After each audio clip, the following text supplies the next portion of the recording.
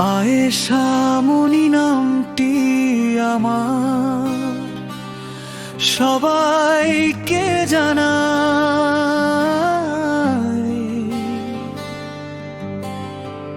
ভালোবাসি বান্ধবী মোর ফাতেমা সওদাই।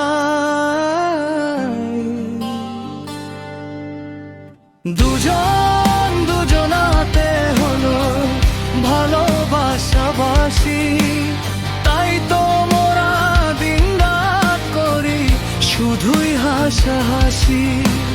দুজন দুজনা